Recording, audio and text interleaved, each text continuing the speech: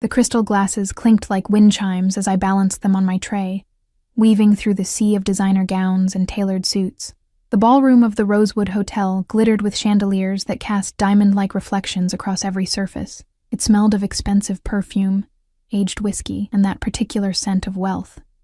A subtle mixture of entitlement and power that seemed to permeate the air.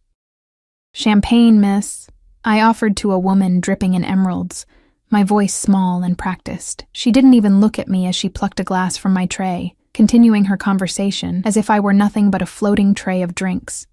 I was used to it by now. 3 years of serving the elite of Harbor City had taught me invisibility was part of the uniform. My black polyester dress clung uncomfortably in the humid ballroom, a stark contrast to the flowing silks and satins surrounding me. My feet already ached in the mandatory heels, and we were only 2 hours into the 8-hour charity gala. The Children's Hospital Benefit, they called it, though I doubted half these people even liked children. I'd taken this extra shift because rent was due next week, and the tips from these events sometimes meant the difference between electricity and darkness in my cramped studio apartment. My daughter Lily was spending the night at my mother's. Again. At 4 years old, she was already used to her mommy working nights and weekends. The thought made my chest tighten. "Watch it!" A man in a midnight blue suit snarled as he bumped into me, nearly toppling my tray. Not his fault, of course. I was the one expected to have eyes in the back of my head. "I'm sorry, sir," I murmured automatically, steadying the glasses with practiced precision. That's when I first noticed him, the little boy. He sat alone at a table near the corner, legs dangling from a chair too high for his small frame. While children ran in excited packs across the dance floor, he remained perfectly still, meticulously aligning the silverware in front of him. 1 fork, 1 knife, 1 spoon, over and over in different arrangements. His small face was locked in concentration, dark eyebrows furrowed over deep brown eyes. His suit was impeccable, custom-tailored charcoal gray with a burgundy pocket square that matched his bow tie, but it was his complete solitude that caught my attention. In a room full of people, no one seemed to notice him. I made my way around the perimeter of the ballroom, dropping off empty glasses and collecting new ones. Every few minutes, my eyes drifted back to the boy. A couple approached his table, but instead of acknowledging him, they simply took empty chairs from his table and moved away. The boy didn't look up. "Sophie, table 6 needs fresh napkins, and don't forget you're helping with dessert service in 20. My supervisor, Marcos, hissed as he passed, clipboard clutched to his chest like a shield. I nodded and hurried toward the service area, but something made me pause. Near the boys' table, I noticed a commotion, the kind of subtle disturbance that ripples through crowds when someone important enters a room. That's when I saw him. He didn't so much walk as command the space around him. Tall, taller than most men in the room, with shoulders that strained against his perfectly tailored black suit. His hair was dark, with silver at the temples that somehow made him look more dangerous rather than older. His face could have been carved from stone, all sharp angles and cold symmetry, but it was his eyes that caught the breath in my throat, dark as night and just as bottomless, scanning the room with the calculated precision of a predator. 2 men flanked him, their bulky frames failing to conceal the outline of weapons beneath their jackets. They moved in perfect synchronicity, creating a bubble of space around him that no one dared to penetrate. I knew who he was without ever having seen him before. Everyone in Harbor City knew of Alexander Volkov. His name was whispered in fear, his business's front-page news, his charity donations celebrated even while everyone pretended not to know where the money came from. The Russian who had conquered the city's underworld, with ruthless efficiency, whose name was synonymous with both terror and respect, the Mafia boss, the monster of Harbor City. He moved through the crowd, which parted like the Red Sea before him. People who had been ignoring me all night suddenly seemed just as invisible as I was. Backs straightened. Conversations halted mid-sentence. Forced smiles appeared on frozen faces. He acknowledged none of it, his gaze fixed straight ahead. I realized with a start that he was heading toward the little boy. When he reached the table, something remarkable happened. The stone face softened, just barely, but enough that I caught it from across the room. He placed a hand gently on the boy's shoulder and leaned down to speak to him. The boy didn't look up from his silverware, but nodded slightly. Volkov straightened and said something to one of his men, who immediately pulled out his phone and stepped away. A woman in a crimson dress approached, her smile dazzling as she extended her hand to Volkov. He took it briefly, his expression returning to granite. They exchanged words, hers animated, his minimal. Then she glanced at the boy and said something that made Volkov's entire demeanor change. The temperature in the room seemed to drop 10 degrees. The woman's smile faltered, she stammered something else, then retreated with as much dignity as she could muster. I should have moved on. I had tables to attend to, duties to complete, a job I desperately needed to keep. But I couldn't tear my eyes away from the boy, who continued arranging his silverware, completely unaware of the power dynamics swirling around him. For the next hour, I watched the pattern repeat itself. Volkov would circulate the room, accepting greetings with cold courtesy, conducting brief conversations that looked more like business than pleasure. Every 10 minutes he would return to check on the boy, who remained alone, focused entirely on his world of perfectly aligned utensils. No one approached the child. No one invited him to join the other children. No one seemed to see him at all. I was refreshing water glasses at a nearby table when I overheard a whispered conversation. "That's Volkov's son, the autistic one. I heard the mother is long gone." Can you blame her? Imagine being tied to that family with a defective child. Shh! For God's sake, do you want to end up in the harbor? The glasses on my tray rattled as anger surged through me. I thought of my Lily. How fiercely I loved her, how I would tear apart anyone who called her defective. Without thinking, I turned to the whisperers, my voice low but sharp. "He can probably hear you, you know." 4 pairs of surprised eyes turned to me, as if shocked that the furniture had suddenly spoken. A woman with a pinched face and diamond earrings the size of grapes raised a perfectly shaped eyebrow. "Excuse me?" I should have backed down. I should have apologized and scurried away. Instead, I heard myself say, "Children aren't deaf just because they're different. Maybe show some humanity." I walked away before they could respond, my heart hammering in my chest. Stupid, stupid, stupid. I needed this job. I couldn't afford to antagonize guests, especially the kind who donated enough money to have the hospital wing named after them. The orchestra shifted to a softer melody, a waltz that floated through the air like a gentle invitation. On the dance floor, fathers were now dancing with their daughters, mothers with their sons.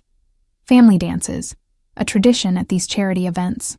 I watched as a small girl in a pink dress tugged her reluctant father onto the floor, his face breaking into a smile as he twirled her around. My chest ached, thinking of Lily, who had no father to dance with. Jason had disappeared the moment I told him I was pregnant, leaving nothing but a string of unpaid bills and broken promises. My eyes drifted back to the corner table.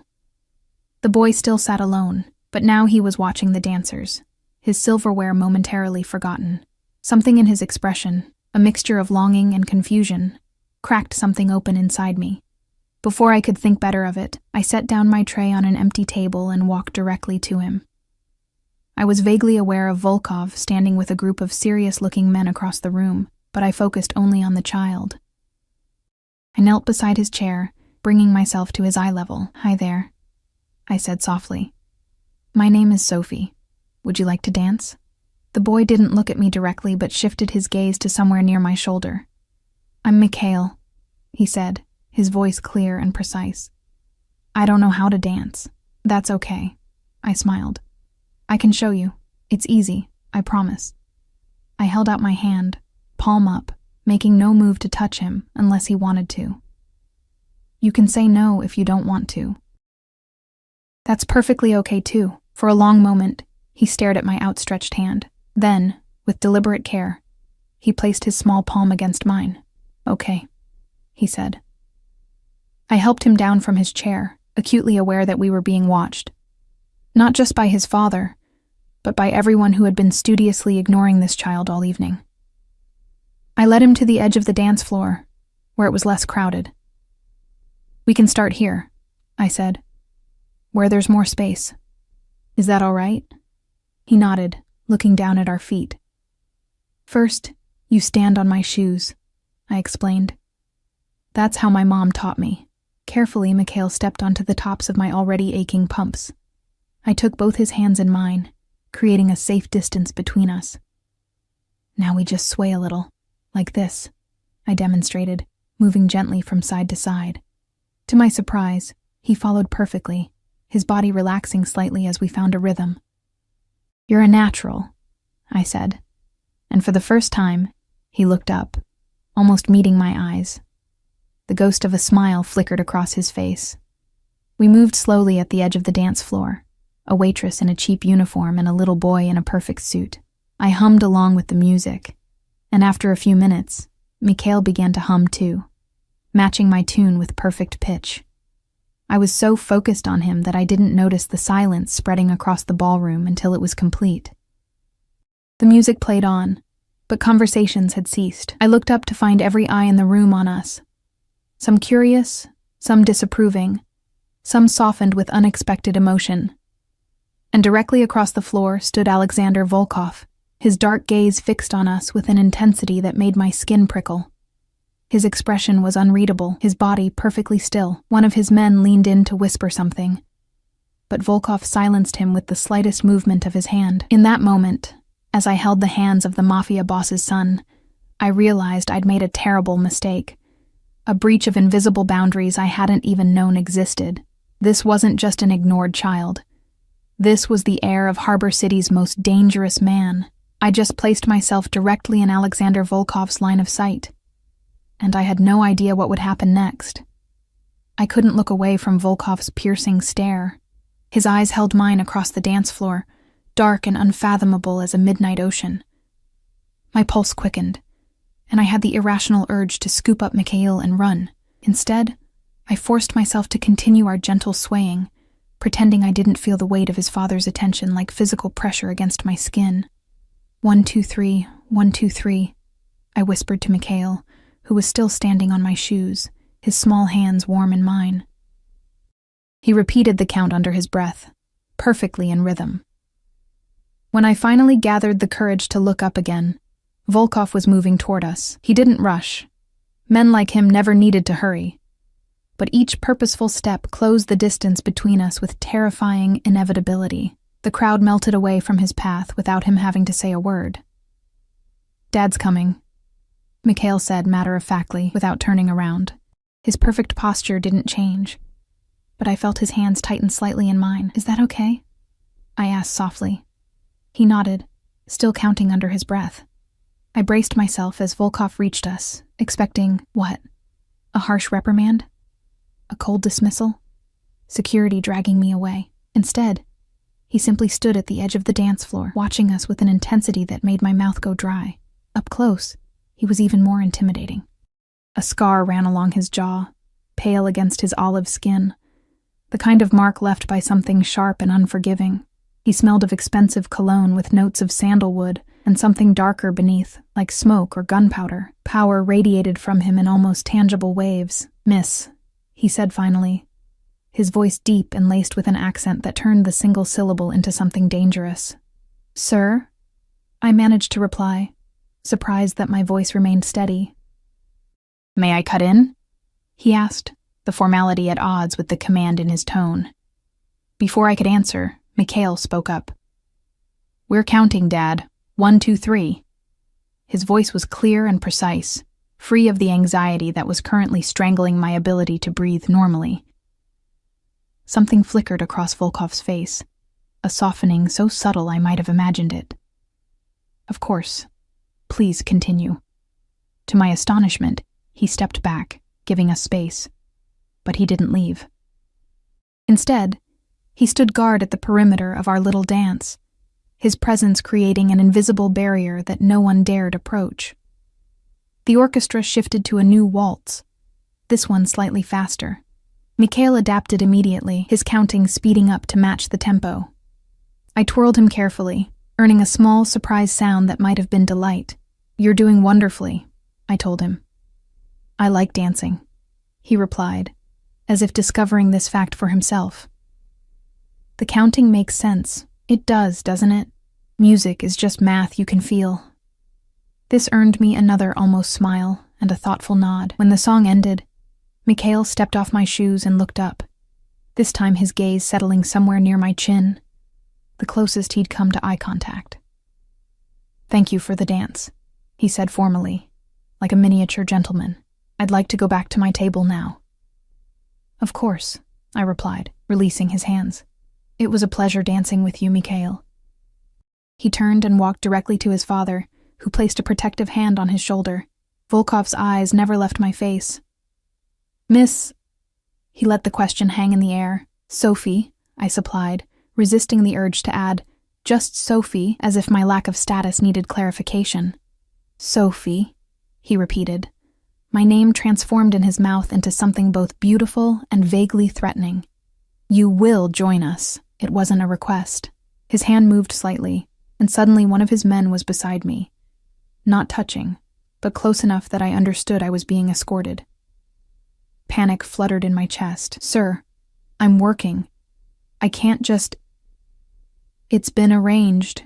He cut me off, already turning toward Mikhail's table, his son walking perfectly in step beside him. I looked desperately around for Marcos and found him across the room, pointedly looking everywhere but at me. Message received. Whatever Alexander Volkov wanted, Alexander Volkov got, even if it was a waitress's time during a busy gala. I followed, acutely aware of the bodyguard at my back, and the stairs following our strange procession. My uniform marked me as clearly as a neon sign among the evening gowns, and I fought the urge to tug at the polyester that suddenly felt like sandpaper against my skin. At the table, Volkov pulled out a chair for me, an oddly gentlemanly gesture from a man who I'd heard had once controlled half the drug trade along the eastern seaboard. I perched on the edge, hands folded in my lap to hide their trembling. Mikhail immediately returned to arranging his silverware, but now he was humming the waltz under his breath, his small fingers working with methodical precision. You dance well, Volkov said, his dark eyes studying me with unnerving intensity. Thank you, I managed. My mother taught me. And where did you learn to see my son when everyone else chooses blindness? The directness of the question caught me off guard. I glanced at Mikhail, who appeared absorbed in his task, but was tilting his head slightly toward our conversation. I have a daughter, I said softly. She's 4. Children should never be invisible. Something dangerous flashed in Volkov's eyes. Yet in rooms like this, certain children remain unseen. Unless they are perfect accessories for their perfect parents. The bitterness in his voice was so raw it startled me. For a moment, the feared Mafia boss disappeared, replaced by something I recognized all too well. A parent's fierce protectiveness. Mikhail likes the silverware, I observed, changing the subject. The pattern's right? Volkov's gaze sharpened. Yes, he finds comfort in order. My Lily has a collection of purple things, I said, smiling at the memory. Everything must be purple and arranged just so. She can tell if I've moved even one tiny bead. For a moment, silence stretched between us. Then Mikhail looked up, his eyes focused somewhere above my shoulder. Purple is opposite of yellow on the color wheel, he stated. It's made of red and blue. Primary colors make secondary colors when mixed. That's exactly right, I said, impressed. You know a lot about colors. I read the encyclopedia, he replied matter-of-factly. I'm on volume P now. Despite the tension coiling in my stomach, I couldn't help but smile. That's amazing. I bet you know all kinds of interesting things. I do, he agreed, without a hint of boasting. Dad, can Sophie come to the library with us? I want to show her my books. I froze, my smile faltering. Volkov's expression remained unreadable, but I felt the weight of his assessment like a physical touch. Perhaps another time, Mikhail. It's getting late, and I'm sure Sophie has other obligations. Relief flooded through me, followed immediately by guilt at the slight droop of Mikhail's shoulders. Before I could think better of it, I heard myself say, I'd love to see your books someday, if your dad thinks it's okay. The words hung in the air between us, and I mentally cursed my loose tongue. You don't make casual plans with the child of Harbor City's most notorious criminal. You especially don't put him in a position where he has to refuse his son in public. To my surprise, Volkov's lips curved in what might have been the ghost of a smile. We shall see. One of his men approached, bending to whisper in his ear. Volkov's expression hardened instantly, his jaw tightening as he gave a sharp nod. We must leave, he announced, standing with fluid grace. Mikhail, it's time to go. The boy looked up, his face suddenly anxious. But it's only 9:17. You said we would stay until 10 found. I saw Volkov's internal struggle play across his face, the need to depart warring with his son's distress at the disrupted schedule. Something has come up, son, he said, his voice gentler than I would have believed possible. Anton will take you home in the first car. I'll follow shortly. Mikhail's breathing quickened. That's not the plan. That's not what you said. I recognized the signs of approaching distress. The rigid posture, the slightly rocking motion, the increasingly frantic tone. Without thinking, I reached into my apron pocket and pulled out my secret weapon, a small stress ball shaped like a star that I carried for my own anxiety. Mikhail, I said softly, placing it on the table near his hand, not forcing it on him. This helps me when things change unexpectedly. You can squeeze it or roll it between your fingers. Would you like to try? He stared at the star, his breathing still rapid, but his attention captured. After a moment's hesitation, he picked it up, pressing it between his palms. It's squishy, he observed, some of the tension leaving his small frame. Yes. And it always returns to its shape, no matter how much you squeeze it. Kind of magical, isn't it? His fingers worked the star methodically, and gradually his breathing slowed. Volkov watched this exchange with an expression I couldn't decipher. Something between surprise and calculation. You can keep it if you like, I offered. I have others at home. Thank you, Mikhail said formally. He turned to his father, the star clutched in his hand. I'm ready now. Volkov placed his hand on his son's shoulder, but his eyes were fixed on me. You have my gratitude, he said, each word precise and weighted. It should have been a dismissal. I should have nodded politely and returned to my duties. Instead, I found myself asking, will he be all right? Something dangerous flickered in Volkov's eyes, a reminder of exactly who I was addressing. My son is always taken care of, Miss Sophie. His voice carried a warning I felt in my bones. Always. With that, he guided Mikhail away from the table. The boy clutched the stress star in one hand, his other firmly in his father's grasp. As they walked toward the exit, a path cleared before them, no one daring to impede their progress. I exhaled slowly, only then realizing I'd been holding my breath. Whatever strange interlude I'd just experienced was over. Time to return to reality, to water glasses and champagne trays, and the desperate need to keep this job. I stood, smoothing my uniform, and turned, only to find one of Volkov's men blocking my path. He was mountain-shaped, with a neck as thick as my thigh and hands that looked capable of snapping bones without effort. Mr. Volkov would like your contact information, he stated flatly. Fear spiked through me. My... What? Why? The man's expression didn't change. Your phone number. Address. I don't think that's... It wasn't a request. He produced a sleek phone and held it out to me, screen open to a new contact form. My hands trembled as I took the device. Self-preservation warred with terror as I typed in my information. What choice did I have? Refuse the most dangerous man in Harbor City? The bodyguard took the phone back, checking the information before slipping it into his jacket pocket. Without another word, he turned and walked away, following the path his employer had taken. I stood frozen for several heartbeats, my mind racing with the implications of what had just happened. Had I just placed myself, and by extension my daughter, on Alexander Volkov's radar? The thought made me physically ill. Sophie! Marcos materialized beside me, his voice a harsh whisper. What the hell was that? I don't know, I answered honestly. I danced with his son. His son? Marcos looked stunned. That was Volkov's kid? Jesus, Sophie, do you have a death wish? He was just sitting there alone, I said defensively. Nobody was paying any attention to him. That's because people with brains know not to go anywhere near Volkov or his family, he ran a hand through his thinning hair. Look, just get back to work. Dessert service starts in 10 minutes, and for God's sake, stay away from any more Mafia children. I nodded, grateful for the familiar routine to return to. As I headed back to the service area, I caught sight of Mikhail and his father at the entrance of the ballroom. The boy was looking back, his eyes scanning the crowd until they found me. He lifted his hand, the one holding my star, in a small wave. Without thinking, I waved back. Beside him, Alexander Volkov followed his son's gaze directly to me, even across the room. The intensity of his stare made my skin heat. He inclined his head slightly, an acknowledgement, a promise, or a warning. I couldn't tell.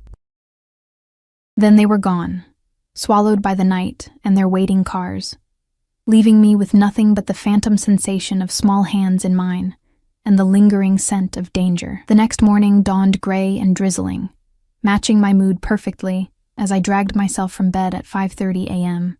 Every muscle protested after last night's 8-hour shift, and my thoughts felt sluggish from too little sleep. But Sunday morning breakfast rush at Denny's waited for no one, especially not single mothers with rent due in 5 days. I dressed quietly in the dim light filtering through my bedroom's thin curtains, careful not to wake Lily. She was curled on my bed where I'd placed her after picking her up from Mom's at 2 a.m. Her dark curls spilled across the pillow. One small hand clutched protectively around her favorite purple hippo. The sight of her peaceful face was both my greatest comfort and sharpest pain, knowing everything I did was for her, and it still wasn't enough. "I'll be back before you wake up, little star," I whispered, pressing a feather-like kiss to her forehead. Mom would arrive at 7 to watch her until I finished my shift at 3. The apartment was barely 600 square feet, with a kitchen so small you could touch both walls with outstretched arms. But I'd painted the walls cheerful colors and hung fairy lights around Lily's bed nook, trying to create magic from our meager circumstances. The stack of bills on the counter, red-stamped with final notices, threatened to shatter that illusion. As I waited for the bus in the misty rain, my mind drifted back to last night, to Mikhail's solemn face lighting up as we danced, to his father's penetrating gaze that seemed to strip away all pretense.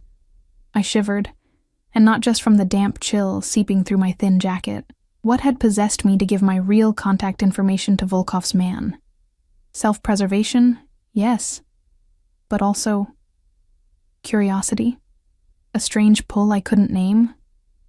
Either way, it was done, and there was nothing to do but hope I'd be instantly forgotten. A waitress who'd shown a moment's kindness. Nothing more. The breakfast shift passed in a blur of pancake stacks and coffee refills.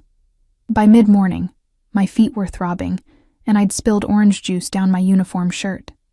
But the tips were decent, mostly from regulars who knew me by name and asked about Lily. These simple kindnesses kept me going on days when exhaustion threatened to pull me under. I was clearing a foretop by the window when Carmen, the hostess, appeared at my elbow. "Sophie, there's someone asking for you." Her voice dropped to a whisper. "And honey, he looks important. Like scary important." My stomach dropped. What does he look like? Tall, built like a boxer, buzz cut, wearing a suit that probably costs more than my car. He's just standing there by the door. Hasn't sat down. Not Volkov himself then, one of his men. I set down my bin of dirty dishes with suddenly trembling hands. "Tell him I'll be right there." I ducked into the bathroom first, splashing cold water on my face and trying to calm my racing heart. What could he possibly want? Had I unknowingly done something wrong? Said the wrong thing to Mikhail? The possibilities spiraled darker in my mind with each passing second.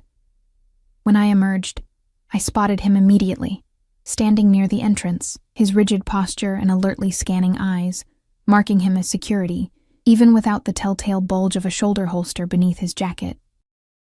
He was younger than I'd expected, maybe early 30s, with a face that might have been handsome if not for the jagged scar running from temple to jaw. He identified me immediately, his eyes tracking my approach with unsettling precision.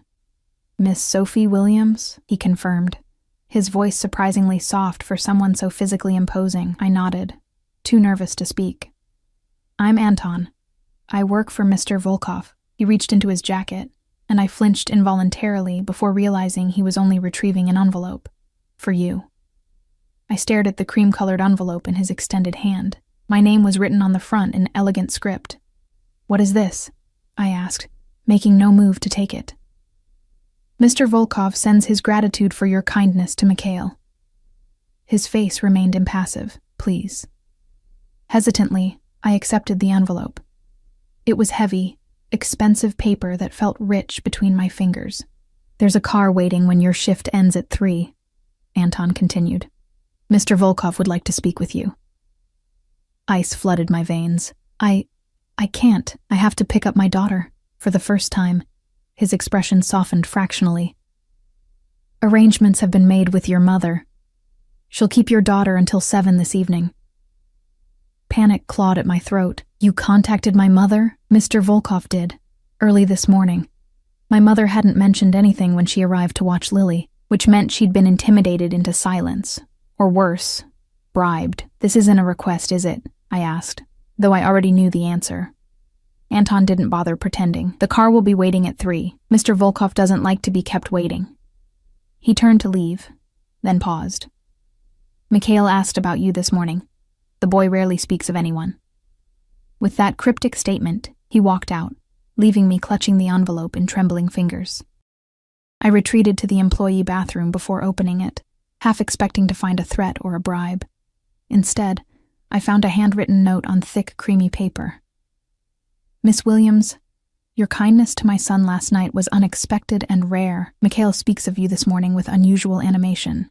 I would like to express my gratitude in person. A car will collect you after your shift concludes at Denny's on Harborview Drive. You have my word that no harm will come to you. A. Volkov beneath the note was a second piece of paper, a check made out to Sophie Williams for $5,000. I gasped, nearly dropping the envelope. $5,000. Enough to clear my outstanding bills and still have a cushion left over. Enough to get the transmission in my ancient car fixed, so I wouldn't have to rely on unreliable bus schedules. Enough to buy Lily new clothes for the coming winter. But why? For one dance with a lonely child? I slipped the check back into the envelope with shaking hands. This was dangerous territory. You didn't accept money from men like Alexander Volkov without understanding the cost. And yet, could I afford to return it? To refuse his invitation? The rest of my shift passed in a fog of anxiety. I dropped an entire tray of waters, mixed up 2 orders, and nearly collided with another server, all while my mind raced with scenarios, each more terrifying than the last. At precisely 3 o'clock, I clocked out and changed from my juice-stained uniform into the spare clothes I kept in my locker. Jeans, a faded blue sweater, and worn sneakers. Hardly appropriate attire for meeting a man who probably wore suits to bed. But it was all I had. As promised, a sleek black Mercedes waited at the curb outside Denny's. Anton stood beside it, opening the rear door as I approached. The parking lot suddenly felt exposed, and I was acutely aware of my coworkers watching through the windows. "Where are we going?" I asked, hesitating at the car door. "Mr. Volkov's residence," Anton replied. "It's about 40 minutes from here. I thought of Lily, safely with my mother until 7. And I'll be back in time to pick up my daughter?" "You have my employer's word." His employer's word. The word of a man who'd built an empire on violence and fear. And yet, I found myself believing him, perhaps because I had no choice. I slid into the back seat, sinking into buttery leather softer than anything I'd ever touched. The car smelled of expensive cologne and new leather, and the privacy partition was already raised, separating me from the driver. Anton took the front passenger seat, and we pulled away from the curb. I clutched my purse in my lap, the envelope with its impossible check safely tucked inside. Through the tinted windows, I watched as Harbor City's familiar streets gave way to increasingly affluent neighborhoods, and finally to the exclusive cliffside properties overlooking the bay. The car turned onto a private drive, flanked by tall iron gates that opened silently as we approached. Ancient oaks created a natural canopy overhead, their branches filtering the afternoon sunlight into dappled patterns across the winding driveway. My anxiety mounted with each curve, until finally the trees parted to reveal a sprawling stone mansion set against the dramatic backdrop of the bay. It was beautiful, in a forbidding way. All clean lines and dark stone, with massive windows reflecting the gray waters beyond. Armed men patrolled the grounds, their movements casual yet purposeful. Security cameras tracked our approach with silent vigilance. The car circled a fountain before stopping at the front entrance. Anton opened my door, extending a hand to help me out. My legs felt unsteady as I stepped onto the cobblestone drive, the full impact of what I was doing finally hitting me. I was willingly entering the home of Harbor City's most dangerous man. "This way, please," Anton directed.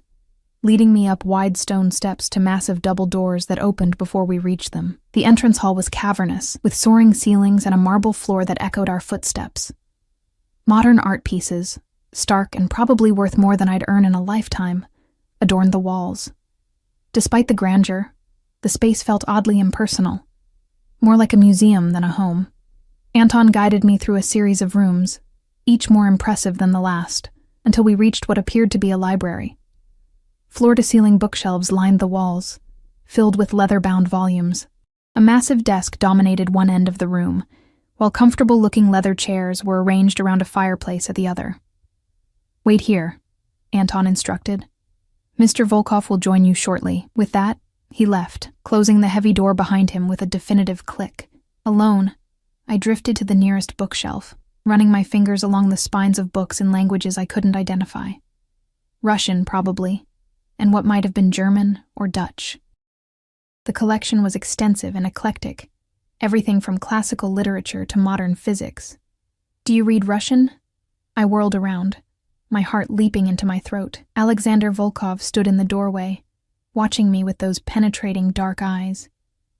He'd exchanged his formal suit for charcoal slacks and a crisp white shirt, open at the collar. The more casual attire did nothing to diminish his commanding presence. "No," I managed, pulling my hand back from the books as if burned. "I'm sorry, I shouldn't have—" He waved away my apology. "Books are meant to be touched, Miss Williams. Otherwise they are merely decorations." He moved into the room with that same predatory grace I'd noticed at the gala, every movement controlled and deliberate. Up close, without the distraction of the crowded ballroom, I could see the fine lines at the corners of his eyes, the silver threading through his dark hair at the temples. He wasn't young, mid-40s perhaps, but he carried himself with the confidence of a man accustomed to power. "Please sit." He gestured to the seating area by the fireplace. I perched on the edge of one of the leather chairs, my back rigid, hands folded tightly in my lap. He took the seat opposite me, regarding me with an intensity that made my skin prickle. "You're afraid," he observed. "Wouldn't you be?" I countered before I could stop myself. To my surprise, a smile ghosted across his face. "Yes, I suppose I would." An uncomfortable silence stretched between us. Finally, I reached into my purse and withdrew the envelope. "I can't accept this," I said, placing it on the coffee table between us. "It's too much." He didn't even glance at the envelope. "It's nothing. Not to me." His eyes sharpened with interest. "You're returning it out of pride, then?" "No," I said honestly. "Out of self-preservation. I've lived in Harbor City long enough to know that nothing comes without strings attached. And you believe I would attach strings to gratitude for kindness shown to my son?" The dangerous edge in his voice made me choose my next words carefully. "I believe that in your world, everything has a price. I danced with Mikhail because he's a child who deserved to be seen, not because I wanted anything in return." "A rare perspective," he said, leaning back slightly. "Tell me, Sophie Williams, what do you know about me?" The question felt like a trap. "Only what everyone knows, that you're influential, powerful." A diplomatic answer. His smile didn't reach his eyes. "And yet you approached my son without hesitation, either very brave or very foolish." "I didn't know who he was," I admitted. "Not until later." Would it have mattered? I considered the question seriously. "No. He's a child first. Your son second." Something shifted in his expression, a softening so subtle I might have imagined it. He stood abruptly, moving to pour 2 glasses of amber liquid from a crystal decanter on a side table. "Do you know why I asked you here?" he said, his back to me. "To thank me for being kind to Mikhail," I replied, the words feeling inadequate even as I spoke them. He returned, offering me one of the glasses. "That's part of it." I accepted the drink automatically, though I had no intention of consuming alcohol in a situation that required all my wits. The glass was heavy in my hand, the crystal catching the late afternoon light streaming through the windows. "Mikhail has difficulties," Volkov continued, resuming his seat. "He experiences the world differently. Most people see only the challenges, not the gifts. He's autistic, I said quietly. My neighbor's son is on the spectrum. Different, not less. Volkov's gaze sharpened. You understand, then? Not completely, I admitted. Every child is unique, but I recognize when someone is being excluded because they don't fit neatly into expectations. He studied me over the rim of his glass. The world can be cruel to those who are different. I have spent years shielding my son from that cruelty, only to watch him being ignored by the very people who smile to my face and accept my donations. The bitterness in his voice was raw and unexpectedly human. I found myself wondering about the woman who had given birth to Mikhail, Volkov's wife or partner, now conspicuously absent.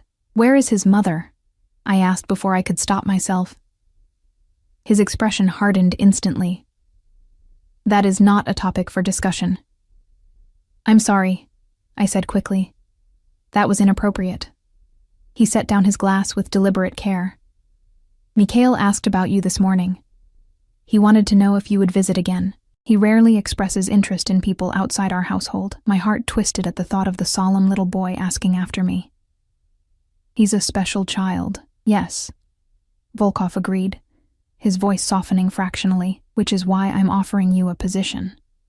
I blinked, certain I'd misheard.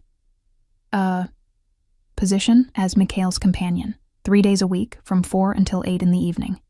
You would spend time with him, engage in activities he enjoys, perhaps expand his comfort with social situations. Your daughter would be welcome to join you here. I stared at him, speechless. You want to hire me? To be friends with your son? Not friends, Volkov corrected, his tone precise. A companion. Someone who sees him as he is, not as others wish him to be. My mind raced with the implications. Why me? You could hire professionals, therapists who specialize in working with autistic children. He has therapists, speech pathologists, behavioral specialists, a team of experts with impeccable credentials. His fingers tapped once against his knee, the only sign of impatience. What he lacks is someone who approached him naturally, without agenda or fear. I swallowed hard, trying to process what he was suggesting. And my compensation? $5,000 per week plus expenses. The glass nearly slipped from my fingers. Per week? My voice emerged as a strangled whisper. Is that insufficient? He asked, with the casual air of someone discussing pocket change, rather than more money than I made in 3 months. A hysterical laugh bubbled up in my throat, which I quickly suppressed. No, it's excessive. Not to me. His dark eyes studied me intently. Your time has value, Sophie Williams, as does your unique ability to connect with my son. $20,000 a month. The numbers swam in my head, conjuring images of a life without constant financial terror. Lily in a better school, a safer apartment, no more juggling multiple jobs and still falling short every month. It was too good to be true, which meant it wasn't true. What's the real reason? I asked, setting my untouched drink on the table. This isn't just about Mikhail. Something dangerous flickered across his face, a reminder of exactly who I was dealing with. You question my motives regarding my own child? I fought the instinct to back down. I question why a man like you would bring a waitress from Denny's into his home, offer her an impossible sum of money, and expect nothing beyond spending time with his son. A man like me, he repeated, the words flat and cold. Heat crawled up my neck. I didn't mean... You did. He stood abruptly, moving to the window that overlooked the bay. His back to me, he continued. You know the rumors, the whispers. Harbor City's monster, the Russian who builds his fortune on blood and fear. I remained silent, uncertain how to respond to the truth we both knew. What you don't know, he continued, his voice dropping lower, is what it means to be a father to a child others would discard. To watch your flesh and blood being treated as invisible, or worse, as defective. He turned back to me, and the raw emotion in his eyes caught me off guard. Last night, for 17 minutes, my son danced. He smiled. He connected with another human being who wasn't paid to tolerate his differences. His jaw tightened. So yes, Sophie Williams, I am offering you an impossible sum because that moment was priceless to me. Shame washed through me, whatever else Alexander Volkov might be, and I had no illusions about the darkness his power was built on. His love for his son was genuine. I'm sorry, I said softly. I shouldn't have implied otherwise. He dismissed my apology with a slight gesture. Your suspicion is natural. In your position, I would feel the same. I twisted my hands in my lap, torn between the opportunity he was offering and the voice of caution screaming in my head. May I think about it? Of course. He moved back to his seat, resuming his composed demeanor. I'll need your answer by Wednesday. 3 days. 3 days to decide whether to entangle my life, and by extension, Lily's, with Alexander Volkov's world. There's one more thing, he said, reaching into his jacket pocket. He withdrew a small object and placed it on the table between us. My heart contracted. It was the stress star I'd given Mikhail, now slightly worn from constant handling. He hasn't let it out of his sight since last night, Volkov explained. He asked me to thank you properly for it. I stared at the small star, remembering how quickly it had calmed Mikhail's distress. He's welcome to keep it. He wanted you to see that he's taking good care of it. For the first time, a genuine smile softened Volkov's stern features. He's very concerned with doing things properly. The unexpected glimpse of normalcy, a father indulging his son's earnest request, caught me off guard. It humanized him in a way that made it harder to maintain my protective distance. Would you like to see him before you leave? Volkov asked. He's in his rooms upstairs. I hesitated, then nodded. Despite my reservations about Volkov's world, I couldn't deny my curiosity about Mikhail and his life here, and something in me wanted to ensure he was truly well cared for, not just another possession of a powerful man. Volkov led me from the library through a series of elegantly appointed rooms.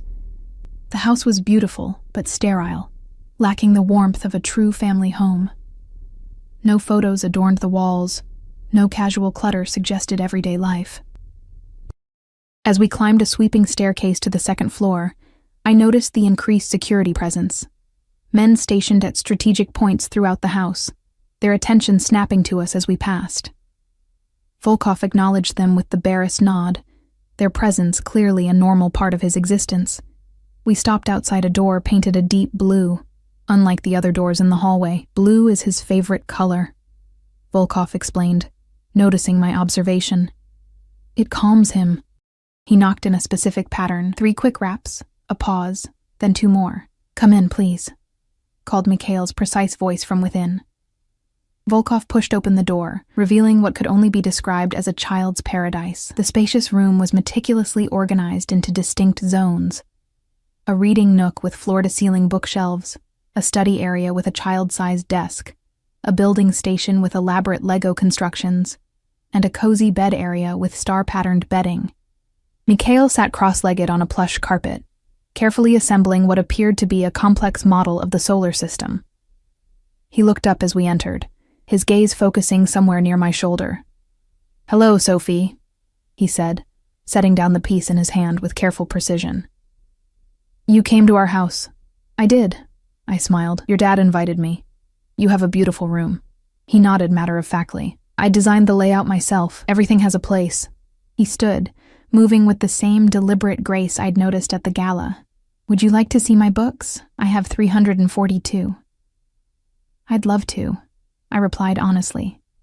Mikhail led me to his bookshelves, pointing out his favorites with solemn pride. His collection was impressive for any child, let alone a 6-year-old, ranging from illustrated encyclopedias to advanced texts on astronomy and mathematics. "This one explains black holes," he said, pulling out a book clearly intended for much older readers. "The math is fascinating." As he showed me his treasures, I observed his interactions with his father. Volkov stood slightly apart, giving his son space, but his eyes never left Mikhail. When the boy occasionally looked to him for confirmation or approval, Volkov responded with immediate, focused attention. Never dismissive, never distracted. "Dad got me this one yesterday," Mikhail continued, showing me a beautifully illustrated book about marine life. Because I want to be a marine biologist. Or maybe an astronaut. I haven't decided yet. You have plenty of time to decide, I assured him. Dad says I can be anything I want, Mikhail stated with absolute certainty, as long as I work hard and follow the rules. The phrase sounded rehearsed, a mantra repeated often enough to be internalized. I glanced at Volkov, wondering what other rules his son was expected to follow. Mikhail, Volkov said gently, Sophie needs to return home to her daughter soon. Is there anything else you'd like to show her first? Disappointment flickered across the boy's face, but he nodded in understanding. Just one more thing. He crossed to his desk and carefully opened a drawer, removing something wrapped in a blue cloth. With deliberate movements, he unwrapped it to reveal a small music box made of polished wood. This was my mother's, he said, his voice softer now. Dad gave it to me to keep safe. He wound the key at the base of the box and opened the lid. A haunting melody filled the room. Something classical that I couldn't identify but found unexpectedly moving. It's Tchaikovsky, Mikhail explained. Swan Lake. Mom danced to it when she was young, I felt, rather than saw Volkov's tension at the mention of Mikhail's mother. But he made no move to interrupt, watching his son with an unreadable expression. It's beautiful, I said as the melody faded. Thank you for sharing it with me. Mikhail carefully rewrapped the music box and returned it to its drawer. Will you come back? He asked, his gaze fixed somewhere over my left shoulder. To see the rest of my books? The direct question caught me unprepared. I looked to Volkov, who merely raised an eyebrow, leaving the response entirely to me. I hope so, I said carefully. Your dad and I are talking about me visiting you sometimes.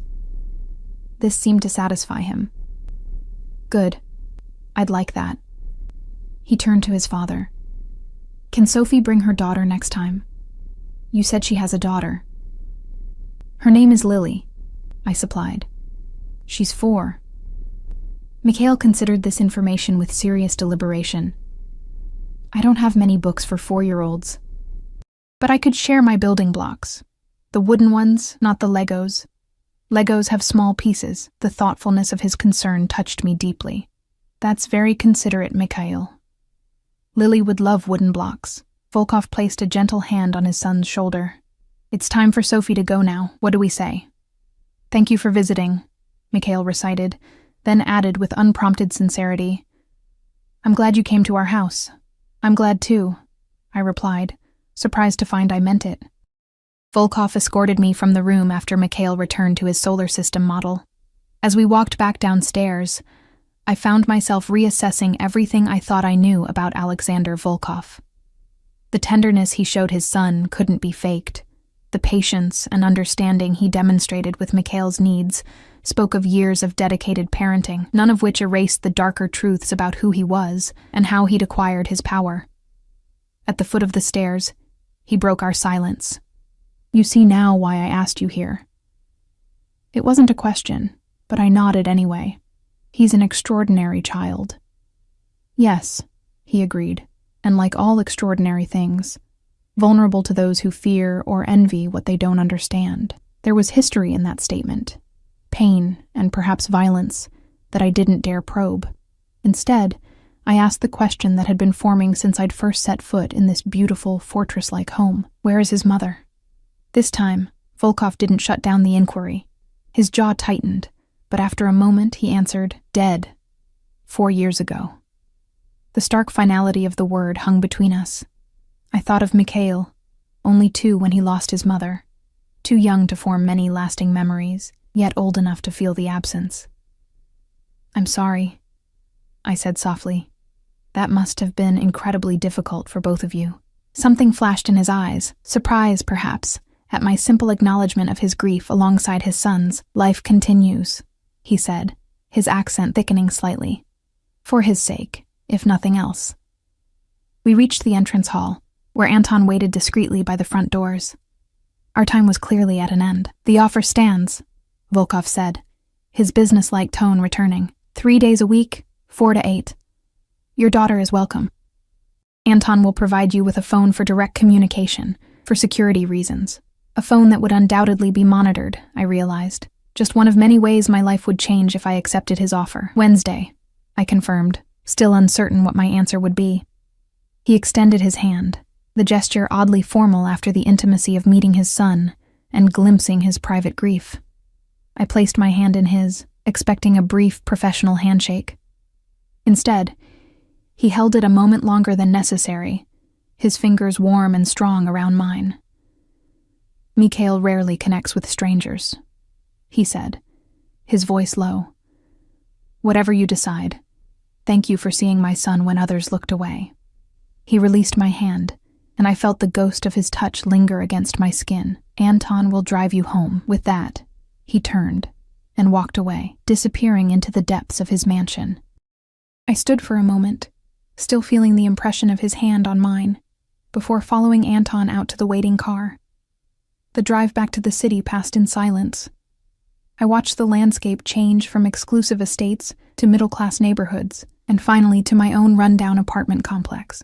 Anton pulled up to the curb with precise timing, exactly 6:45 p.m., giving me 15 minutes to reach my mother's apartment on the next block. "Mr. Volkov asked me to return this to you," Anton said as he opened my door. He handed me the envelope I'd left on the coffee table. "He insists." I started to protest, but something in Anton's expression stopped me. "This isn't about the job offer?" "No," he confirmed. "This is for last night. Separate matter." I hesitated, then accepted the envelope. "Thank you for the ride." Anton's stern face softened fractionally. "Mikhail has been through much. You made him smile." Before I could respond, he was back in the car, pulling away from the curb with silent efficiency. I stood on the sidewalk, clutching the envelope and trying to make sense of the day's events. The rational part of me screamed that I should run as far as possible from Alexander Volkov and his world. But another part, the part that had seen Mikhail's careful handling of his treasured possessions, and the grief hidden beneath his father's controlled exterior, wasn't so certain. As I walked to my mother's apartment to retrieve Lily, the impossible decision weighed on me. $20,000 a month would change our lives completely, but what other costs would come with binding ourselves to the Volkov family? The envelope felt heavy in my hand, a tangible reminder of the choice before me, and the man behind the offer, whose dark eyes seemed to see straight through to my core. "Mommy, are we really going to the big house again?" Lily bounced in her car seat, her dark curls flying with each movement. Her excitement had been building since I told her we'd be visiting a special friend today. "Yes, little star. Remember what we talked about?" I adjusted the rearview mirror to see her better as I navigated the winding coastal road leading to Volkov's estate. "Be polite and use my inside voice," she recited. "And Mikhail might not want hugs or high fives, and that's okay." "Perfect." I smiled at her through the mirror. It had been 3 weeks since I'd made the decision that changed everything. 3 weeks of twice-weekly visits to the Volkov mansion, where Mikhail gradually opened up under Lily's uninhibited chatter and my patient presence. 3 weeks of the strange double life I now led, waitress by morning, companion to a mafia boss's son by evening. The first paycheck had arrived exactly as promised. A sum so staggering I'd stared at the bank notification for a full 5 minutes before believing it was real. I'd immediately paid off our outstanding bills, secured a better apartment in a safer neighborhood, and put the rest aside for Lily's future. The second check came with an unexpected bonus: tuition for Lily at Harbor Prep, the city's most exclusive preschool. I'd initially balked at the gesture, seeing it as overstepping, but Volkov had framed it as a practical solution to our scheduling challenges. Having Lily in a school 5 minutes from his estate made it easier for me to bring her along on my visits. "Will Mr. V have cookies today?" Lily asked, pulling me from my thoughts. I suppressed a smile at her nickname for Alexander Volkov, the name she'd given him when she couldn't pronounce his full name. To my ongoing astonishment, he hadn't corrected her. "I'm sure he will." In fact, I knew he would. Despite his fearsome reputation, Volkov never failed to have Lily's favorite chocolate chip cookies freshly made for our visits. The gates to the estate opened as we approached, the security team now familiar with my modest Honda. I parked in the circular driveway, helping Lily unbuckle her seatbelt. She immediately reached for the small purple backpack containing treasures she wanted to show Mikhail. Anton greeted us at the front door with a nod that had grown almost warm over the weeks. "They're in the garden room," I followed the now familiar path through the mansion, Lily skipping ahead. With each visit, the house felt less like a museum and more like what it actually was. A home, albeit an extraordinarily luxurious one. The garden room was a recent discovery, a stunning conservatory filled with exotic plants and comfortable seating, offering views of both the meticulously landscaped gardens and the bay beyond. It had quickly become Mikhail's favorite place for our visits, the natural light and organized plant specimens providing both comfort and stimulation for him. "Sophie! Lily!" Mikhail's voice called out as we entered. He stood from his position at a small table covered with botanical specimens, careful not to disturb his arrangement. Though he didn't approach for physical contact, his entire demeanor brightened. "You're exactly on time. 4:00 and 27 seconds. Volkov rose from where he'd been sitting nearby, closing a leather portfolio. "Ms. Williams." "Lily." His formal greeting was belied by the warmth in his eyes as he looked at my daughter. "Cook has prepared refreshments." "Cookies?" Lily asked hopefully, already eyeing the covered tray on a side table. The corner of Volkov's mouth twitched, the closest he came to smiling in casual conversation. "Perhaps. After activities," I reminded Lily gently. "What are you working on today, Mikhail?" "Plant classifications," he explained, leading us back to his table. "Dad brought specimens from the greenhouse. I'm organizing them by family, genus, and species." While Mikhail solemnly showed Lily his categorization system, I found myself standing beside Volkov, watching our children interact. "She draws him out," he observed quietly. "It's good for him." "It's good for her too," I admitted. "She's learning patience, consideration for others' needs." Something that might have been approval flickered across his features. Over the weeks, I'd become more adept at reading his subtle expressions. The slight tension around his eyes when concerned, the barely perceptible softening of his mouth when pleased. It was like learning a foreign language, decoding the careful restraint that masked his emotions. "There's something we need to discuss," he said, his voice pitched low enough that the children couldn't hear. "Later." Uneasiness flickered through me. Despite the comfortable routine we'd established, I never forgot who Alexander Volkov was, what he did when he wasn't being a devoted father or unexpectedly thoughtful employer. The world he inhabited remained largely invisible during our visits, but occasionally, reality intruded in the form of urgent calls, grim-faced men delivering messages, or discussions that stopped abruptly when I entered a room. I nodded, pushing my concern aside to focus on the children. For the next hour, Mikhail led us through his botanical classification system with meticulous precision, while Lily asked questions that would have tested the patience of most 6-year-olds. But Mikhail answered each one carefully, his knowledge of plants impressive for a child of any age. After cookies and milk, served on fine china that had made me nervous at first, but which Lily now handled with exaggerated care, the children moved to the carpeted area where Mikhail kept a set of wooden building blocks, specifically for Lily's visits. "May I speak with you now?"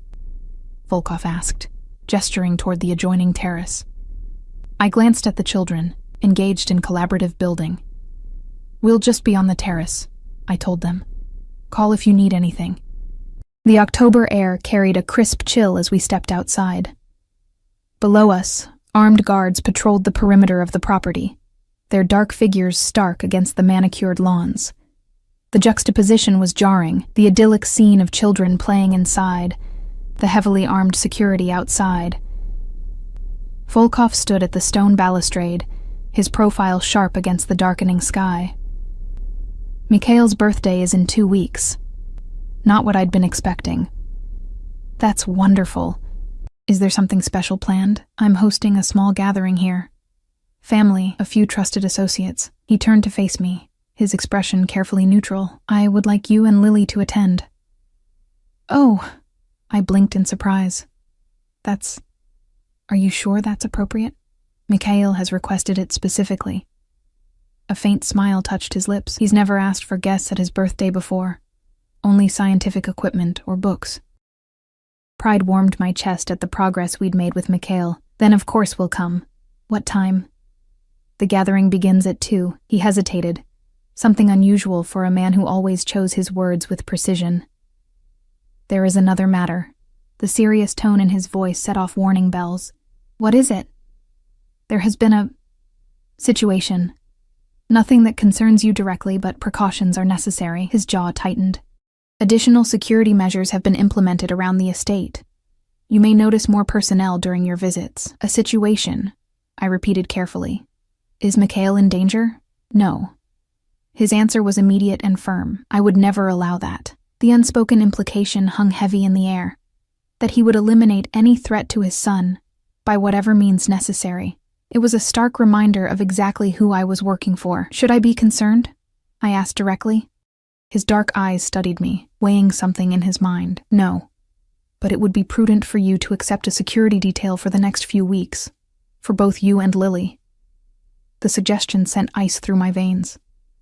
Security? You mean guards? Following us? Discreetly, he clarified. They would maintain distance. You would hardly notice their presence, except for the fact that they'd be armed men watching my 4-year-old, I replied, unable to keep the edge from my voice. Alexander, what's really going on? His expression sharpened at my use of his first name, something I rarely did, maintaining professional boundaries despite the growing familiarity between us. But fear for Lily had pushed formality aside. A business rival has made certain threats, he said finally. Nothing unusual in my world, but I take no chances where Mikhail is concerned, or those connected to him. Those connected to him. The words settled over me like a physical weight. In just 3 weeks, Lily and I had become linked to the Volkov family in ways I hadn't fully considered. What had started as a job, albeit an unusual one, had become something more complex. Mikhail looked forward to our visits with increasing excitement. Lily asked about him constantly. And Alexander. I caught myself before completing that thought.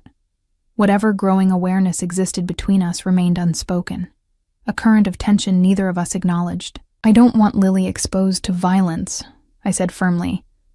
Or even the suggestion of it. Neither do I. His voice softened unexpectedly. That is precisely why I'm offering protection. The security would be invisible to her. Just another car on the street, another parent at the school gate. I wrapped my arms around myself, suddenly cold despite my sweater. How dangerous is this rival? He is a desperate man making desperate moves, Alexander replied, his accent thickening slightly. A tell I'd noticed emerged when his emotions ran high. But he will be dealt with shortly. The clinical way he discussed what would undoubtedly be a violent resolution should have horrified me. Instead, I found myself numb to the implication, focused only on Lily's safety. 1 week, I decided. We'll accept the security for 1 week, and if this situation isn't resolved by then, Lily and I will need to take a break from these visits until it is. I expected argument or cold dismissal. Instead, he nodded once, accepting my terms. Reasonable. We stood in silence for a moment, the gulf between our worlds never more apparent than in this conversation about security details and business rivals. I never intended to bring this aspect of my life into yours, he said finally, surprising me with what sounded like genuine regret. When I offered you this position, I believed I could keep these worlds separate. I knew who you were, I reminded him quietly. I made my choice with open eyes. He studied me with that penetrating gaze that seemed to see far more than I intended to reveal. Did you? Or did necessity make the choice for you? The question struck uncomfortably close to truth. Had I accepted his offer because of Mikhail's need for connection or because of the financial security it offered Lily? Both were true, but increasingly, neither felt like the complete answer. Before I could respond, Lily's voice called from inside. Mommy! Mikhail showed me how to make a perfect symmetrical tower. Coming, sweetheart, I called back, grateful for the interruption. As we turned to go inside, Alexander's hand caught mine briefly, a touch so light it could have been accidental, except for the deliberate pressure of his fingers against my palm. Thank you, he said simply. For understanding. The warmth of his touch lingered as we rejoined the children, who proudly displayed their architectural creation. Mikhail launched into a detailed explanation of structural principles, his earlier reserve completely gone as he shared his knowledge with infectious enthusiasm. Watching him, I realized how much he'd changed in just 3 weeks, still preferring order and precision, still most comfortable with facts and systems.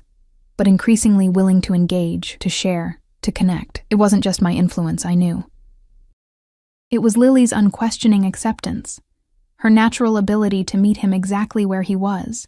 As the evening continued with a lesson in constellations that Mikhail had prepared especially for Lily, I caught Alexander watching me with an expression I couldn't quite define.